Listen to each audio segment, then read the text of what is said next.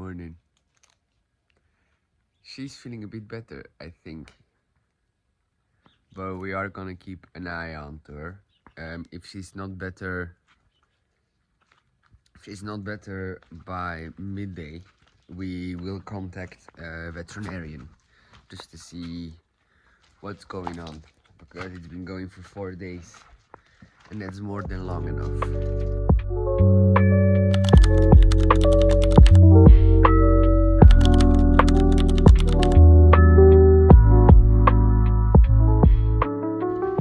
We are waiting outside the vet at the moment. When I got out of work, Eleanor was still not better, so that really worried us, and we called to the closest vet that we could find that had the best reviews, and we came down just directly after work. So now we are waiting. My wife's inside talking to the vet, and then once Eleanor can go in to see the doctor, we will go in. We just got out of the vet. Full of hair. She lost so much hair. She left the whole like office where they're how do you call that? Like the consult room. Yeah. Full of hair, but she behaved. No one got bitten. No shit on the floor. Went well. But she does have a bacterial infection. It's not. Like gastroenteritis or something Yeah, like that. some infection in the stomach and the intestines. So she got some medication, she got 2 injections, which she did very good. And now we have to give her again some rice, some chicken we can give her, and some carrots up until she's feeling better, and then we can introduce her food again. So all good, just an upset stomach. So we made it back home. At the moment I am making some rice. We also got some chicken for Eleanor to put with the rice, as well as some carrots and some green beans. I was a bit worried going to the vet with her, because we haven't gone to that vet yet, and because Eleanor has been mistreated before she came to us. She will react to things that she sees. And because she lost an eye, she doesn't really see very well. So for example, she was a while ago when we went on a walk, we saw this big statue of a mouse, and she was barking at it up until we got closer and she could see that it was whatever it was. She will bark at light posts or trash cans outside, because she doesn't know what it is. The moment that she's closer and she knows what it is, then it is fine. But I can understand that it is intimidating, especially because she is so big. She weighs 54 kilos, so she's a big dog. And then when she's barking, I understand that that's intimidating. And we have had multiple vets that just don't want to see her because she is so big and impressive. But she's very, very, very nice. I mean, we went into the vet and it was a man, which that's always even worse for her when there is men.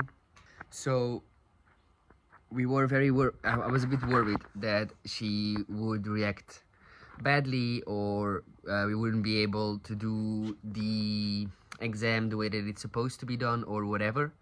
But she was actually very nice. Yes, she went in barking, but the moment that she knew that, okay, there is no problem, I'm not gonna get hit or whatever, she was okay. The vet could do everything that he was supposed to be doing.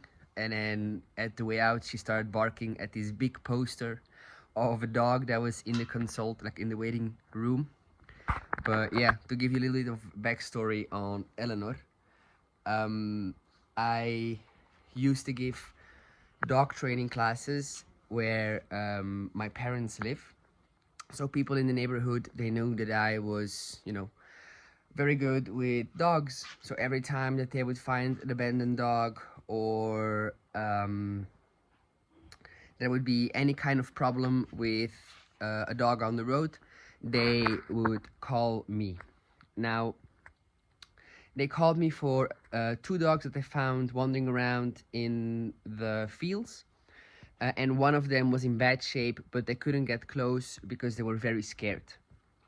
And then when I showed up, I saw that she was bleeding at her toe, And then when I got really close, I could see that she had something wrong with her eye. We brought her then to a vet, and there they saw that they tried to cut off her toe because it was a very clean cut. So, or they did it, people did it, or something very sharp and heavy just fell onto her toe. She also broke one of her toes, but because the toes around us were open wound, they couldn't put it in a cast, and she was also still very young. She was 6 months when we found her. So they wanted to see if it would heal by itself. Now, it healed by itself. The only thing is, like, one of her paws is sticking up a little bit. And when we go for walks and it is on pavement or on like a very rocky road, then she cannot walk very long. She will start hinkering around. So we have to make sure that we go on like sand or grass or stuff like that, and then she can walk normally. And when I first got her, the vet told me that the probability of her being a Aphrodite was very big, because that's what it looked like. It looked like she was intersex. But then later on, we figured out that she was not intersex. The reason why people thought that she was, or why the vet thought that she was of how that her reproductive organs, or her reproductive organ outside of her body looked like. But that's just all scar tissue. People try to sterilize her with a knife from the outside, so it's all scar tissue, which is why it looks so weird, which also makes her very prone to having drips when she pees. So she will go and pee, but she will not feel that she's done yet, so she will start walking while she's still peeing. That's because people try to sterilize her with a knife. And then with her eye, she had an ulcer when I found her, and we don't know what happened. They thought it could have been or from outside and having had an infection, or because she got a very big blunt trauma against the head. Now, couple of weeks or a couple of months after I got her, she got an eye infection. I called the vet, they gave her antibiotics and everything, and she seemed to be doing better. And then all of a sudden it went as big as a ping pong ball, if not bigger, and it was all swollen and she looked very bad. So we called the vet again, and they were like, there is nothing more that we can do. The only thing is, if it explodes, then you have to come. There are wasps everywhere. If it explodes, then you have to come immediately, then you have to call immediately. And we're like, how will we know when it explodes? Like, that seems very traumatic. But then it did explode, and we did see that it exploded. So we called immediately the vet. They cleaned out her eye, and there was nothing left. The whole eye was just completely gone. So they closed it up. And I have to be honest, since she lost the eye, she seems happier, she seems better. So I think it, even though it was not with an infection yet, it was still something that gave her like something, a discomfort, I guess.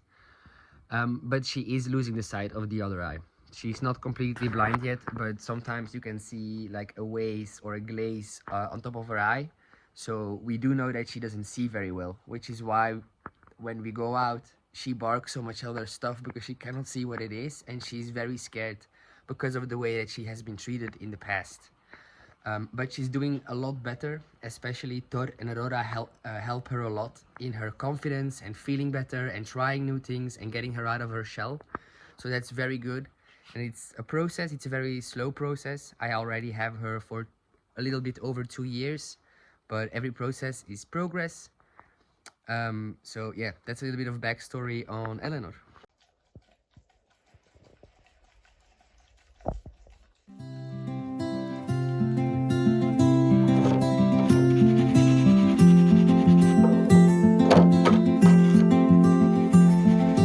Open the book, let your mind take flight.